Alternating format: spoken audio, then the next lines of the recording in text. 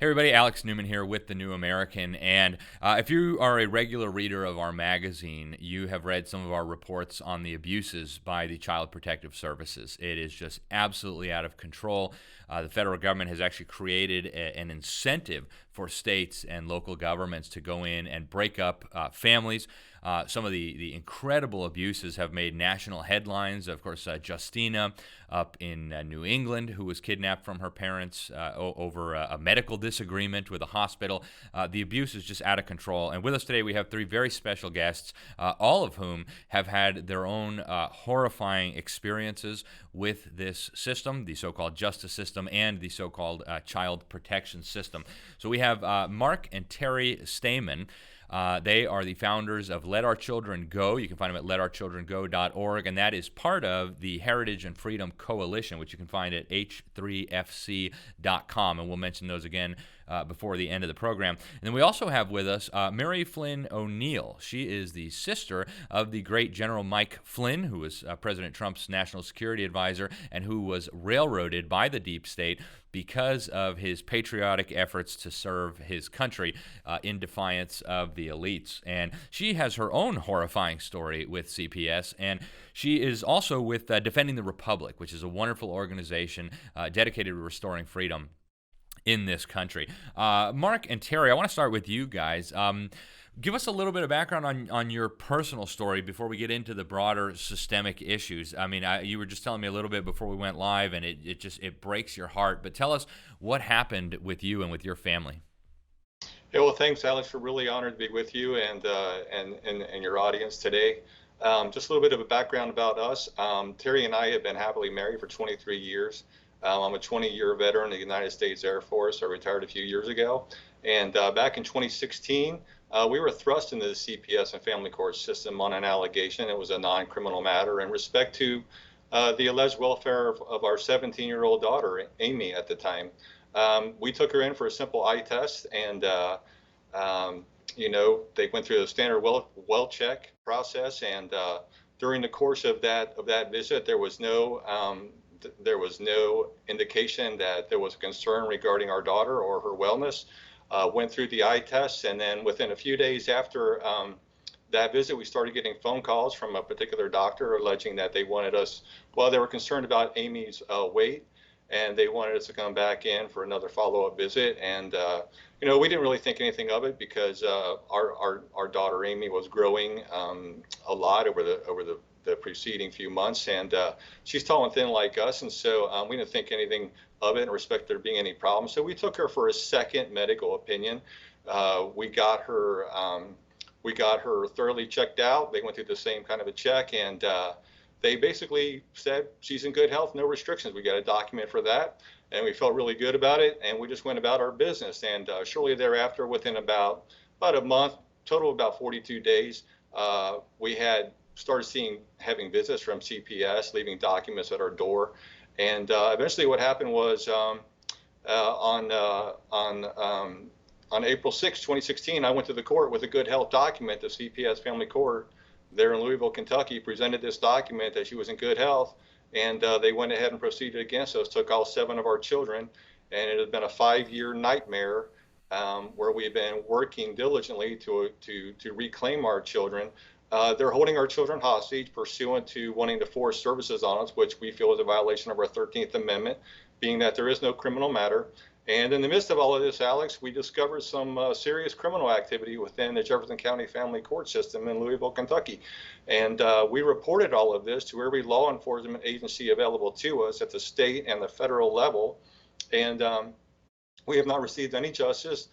No remedy. We can't get any attorneys to help us in respect to pursuing a civil claim against the damages that have happened to us and our children. So here we sit 5 years later, and it's really painful because throughout this entire process, Alex, we reached out to a lot of other families who are going through this, and what we discovered is that this is a real problem across the United States, where in just about every state, we have children who are being taken away from their parents on allegations, non-criminal matters, over 80%, and they're being held, and where parents go through the process of having complying with services, or those who do not, like in our case, they will adopt them out or assign permanent custody to foster care providers.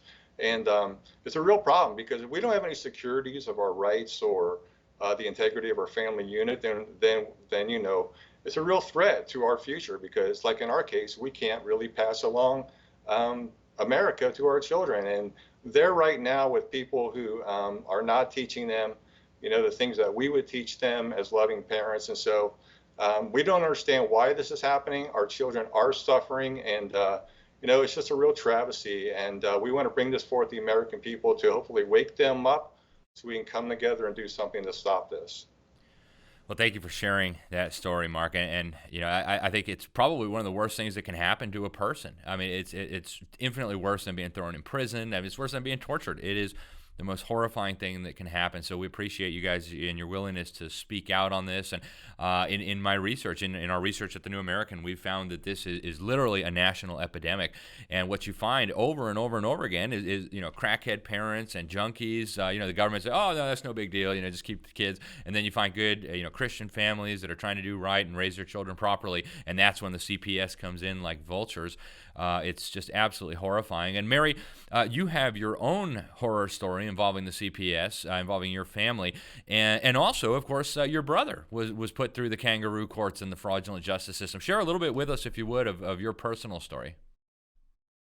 Well, my personal story started, my grandchildren are 13 this year, and my daughter simply wanted to, she simply married a fellow that we thought was a good standing person that was in the Army. And my daughter knew him growing up and basically married him. And when she married him, the abuse became very outstanding. And then we found out that he went AWOL and he had a total lie. So anyways, so she simply went for a divorce after I got her out of a situation that I needed her to get out of with the children, mostly. And so when she did, all really hell broke loose with the family court, and then the abusers go back and try to get the children, and they use my point is they use the family court system to stay out of the criminal court system. And many of the situations are people that the abusers go into the family court system and use that system to stay out of trouble, and they take the children from the good parent, per se. So my story was that simply happened. And when I started to get into this family court system, I started to see the abuses per the judges, per the lawyers, per the resources that they turn, the CPS. The whole cycle is a very destructive system to the American family. So my whole thing started with, prior to my brother's case, I knew the system was broken, and so my grandchildren were put into the system. My daughter and I fought very hard to get those children back out of the system, and along the way we dismantled is a very destructive system to the American families, and they have too much.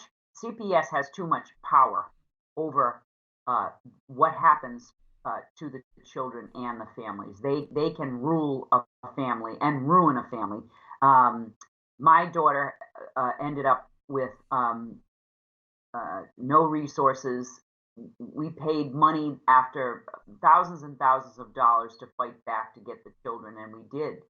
And it was back and forth. So my brother was situation just solidified the DOJ, the justice system's corruption. So I stuck by Terri and her husband because I found them after we were working towards getting in, helping my brother's case, the defense fund for my brother. So I met this group of people and Terri's group, and she's just been a supportive participant to so many women and men that have lost their children through this really bad system. Yeah. Well, thank you, Mary, for sharing. And it's you hear these horror stories, and then it comes to your doorstep. It's horrifying, and even a lot of the people who have been in positions of power who've tried to speak out. I know you guys are aware of Nancy Schaefer. I was overseas, and Nancy Schaefer was a legend. People who were involved in the system, even in other countries, knew of her and her work. And I was told by multiple people involved in this system in a foreign country that Nancy Schaefer was murdered, and she was murdered for standing up for what's right. So, in the last 7 minutes or so that we have left, I want to break down kind of the systemic issues, the problem. What's the incentive structure? I know a lot of these court proceedings, kangaroo court proceedings, happen in secrecy. The lawyers just feast off of it in huge amounts of money. They bankrupt everybody involved, and then the families just are left ruined and destroyed. So, what is it that's causing this problem, and what are some of the solutions? I know you guys each have organizations that you're working with. Tell us, how do we deal with the problems? What's the best way forward here so that this doesn't keep happening to good moms, to good dads, and to innocent children? Yeah, well, Alex, I'll touch on that and really appreciate you asking that question because the main driver for this is the Title IV funding, which was fueled by the Adoption of State Families Act of 1997. And so there's no incentive, no monetary incentive to keep children with their parents or with their families. All of the Title IV money the big Title IV money goes out through the foster care program, and so the money goes to state governments and to the foster care providers. So, what we would like to see is if there's any monetary incentive at all, it would be geared toward immediate reunification with the children, or actually just a complete elimination of it, because there's really no need for this.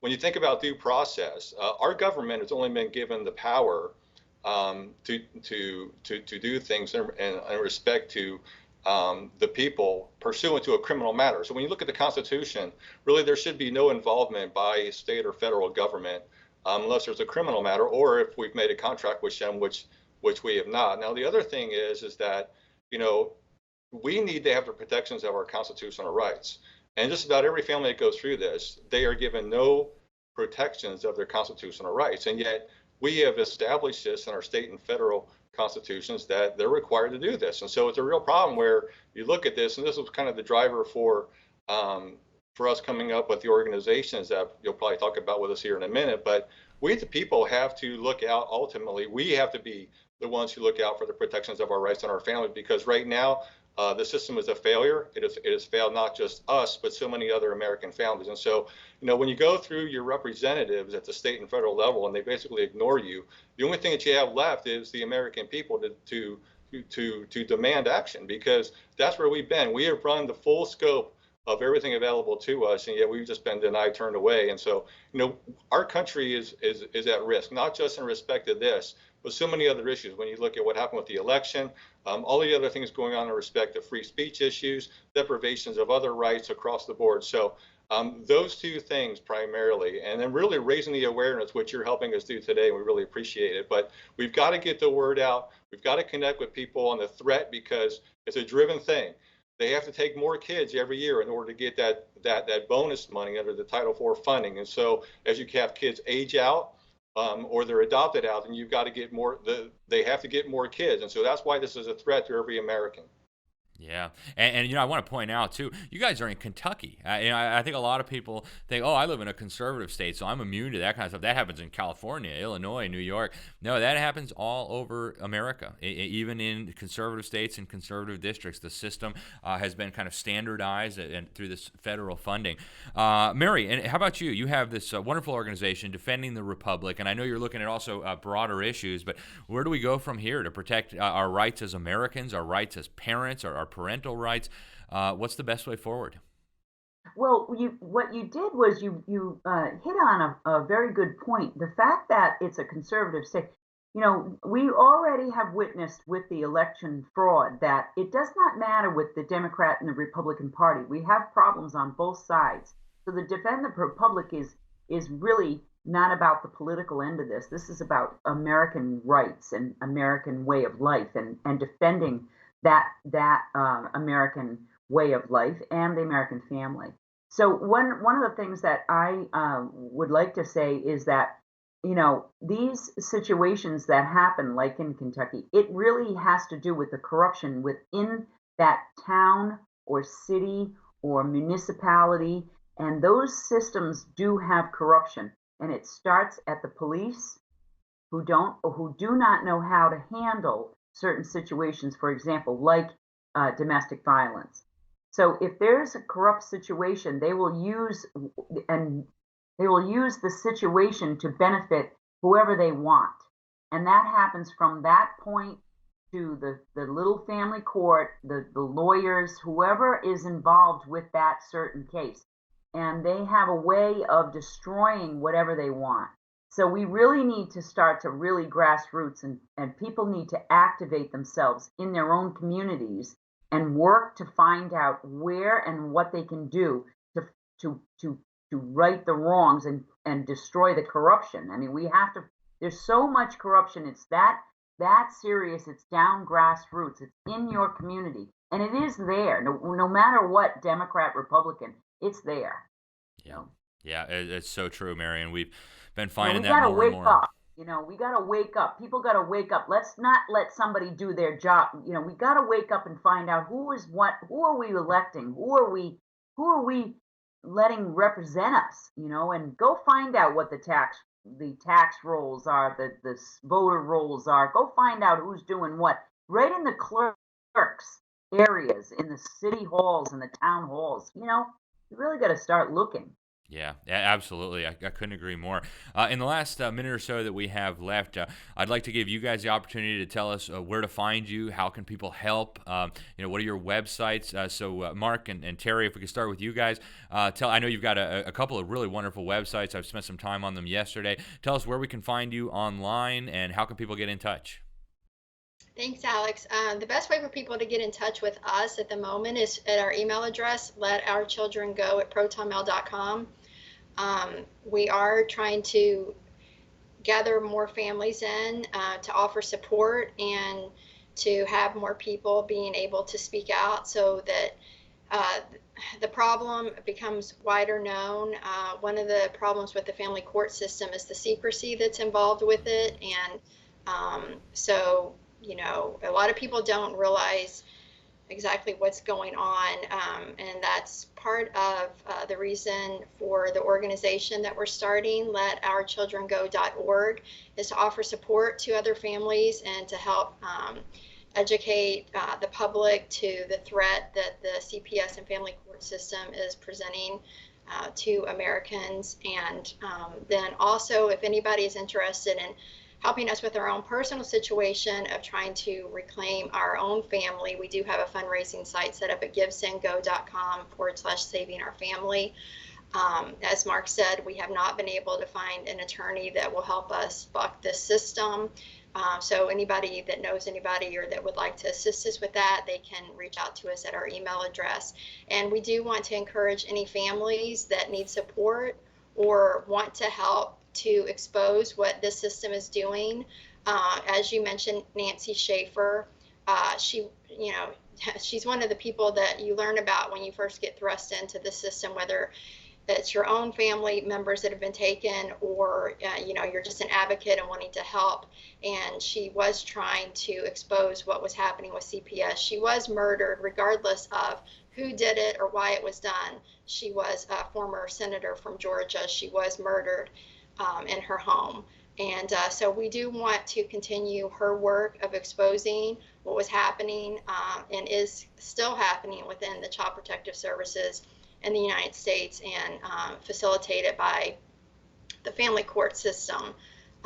As Mark brought out about not being charged with a crime, one of the other things that may be of interest to your listeners is the infringement upon the 10th Amendment with the federal oversight of these systems. And one of the things that we came up against when we would go to our representatives is, and hear, and encourage other people to do so, is they like to try to throw it back onto the state and say, oh, well, that's not a federal issue, that's a state issue. You need to talk to your state people. And it is a state issue, but it's also very much a federal issue when they're being incentivized with federal money. In order to get that federal money, they have to follow the federal guidelines set out in the Adoption and Safe Families Act of 1997. So that's another issue that we ran up against. We did try to reach out to our federal officials through Senator Rand Paul and Representative Thomas Massey and Representative Brad Winstrup. And then the other thing that I wanted to point out that I thought would be of interest to some of your listeners, was that because of the way the family court system is set up in Kentucky and other places, I think it's like that in other places, is that we did request a jury trial and we were denied that. And that's one of the grievances of the founding fathers in the Declaration of Independence, is that they were being denied jury trials. And we, in fact, were denied a jury trial, and our children are continued to be held hostage. Our 7 children that were stolen from us, we were homeschooling them, and it's been almost 5 years now that we have our children have been continue to be held from us, and nobody in law enforcement seems to want to be able to help us remedy that. And we're not the only family that it's happening to. So we just want to encourage people to reach out to us through our email address at letourchildrengo at protonmail.com and through our website at letourchildrengo.org. Yeah, well, thanks, Alex, for having us on your great program. I just want to touch upon one thing real quick, and what you mentioned at the beginning. We launched very recently h3fc.com, the Heritage and Freedom Coalition. It's broader in scope in respect to what it's going to address. We're seeing problems across our country with the deprivations of our rights. Terri talked about being denied a jury trial and how that was one of the key grievances on our Declaration of Independence, and being denied a jury trial and many other rights in respect to the protections of ourselves and our children. It touched a nerve, because for me, serving as a veteran, that's what I serve for. I mean, if we don't have our rights, we don't have our freedom. And so h3fc.com and the H3FC enterprise is about raising the awareness and giving people a gathering place for action, because everything else has failed for us. And so we're reaching out to the American people for help, telling them that they have a place to go. We want to address the broader scope of problems in our country and demand action from the people that we elect in these positions for our good. Because if we don't have these things, we're not going to be going in a very good direction. We're already in a bad place in a lot of ways. But if we don't do something to stop what's happening, the tyranny, it will destroy us from within. That's exactly what is happening across our country. So, hey, America, let's go. Let's get busy. You're welcome. Reach out to us, and let's get it done. Excellent. Thank you, Mark. And Mary, where do we find Defending the Republic? How can people get involved? Well, defendingtherepublic.org. And we are getting ready to really start to be seriously organized at some point. So we'll be announcing. There'll be a lot of announcements that are coming up. We started. My brother's case ended pretty much, and Sidney Powell went into a real fast, election fraud system, and so that was occurred very fast because the evidence came in so fast. And one thing I want to tell people is that our organization is going to develop into a very big organization. But what happened was, a lot of the election fraud evidence is there. It's all there. But the judges, the justice system wouldn't hear it. So now you're starting to see a lot of activity now, which is a really good thing that's happening right now. There's a lot of cases that are coming to light now. So, and there's actually been some arrests on election fraud in many of the states. So there's a lot of activity going. There's a lot of good things happening. Mainstream media is not going to give you the truth, and I know people know that, but we need to stay away from that. And there's a lot of good media like yourself and you guys that are giving the truth to people. That's the problem. Is a lot of the people aren't getting the truth. But don't get frustrated. Defend the Republic, and our team, Sidney, my brother, the general. We are very active in working towards our country and finding, truth and setting it straight and helping the people. So that's all I'm going to say right now. But it is ongoing. I've been working very hard as the executive director to get organized and get going. So there'll be a lot of announcements coming up soon. Well, thank you so much, Mary. Thank you so much, Mark and Terri. We will definitely keep you in our prayers. Thank you for having the courage to speak out. I can't even imagine the horror, the trauma of what you're going through, but I really appreciate you being willing to speak out. share your story. It's the only way that these kinds of abuses are going to be brought to an end and the perpetrators brought to justice. So thank you guys so much. Really appreciate you coming on. Folks, help get this video out. You all know just as well as I do that Facebook and YouTube are not going to help get this out. So we ask that you please, if this moved you, if you think this is interesting or important, we ask that you please share it. If you know anybody who might be able to help with these issues, please get in touch with them. Thanks again for watching, folks, and God bless you all.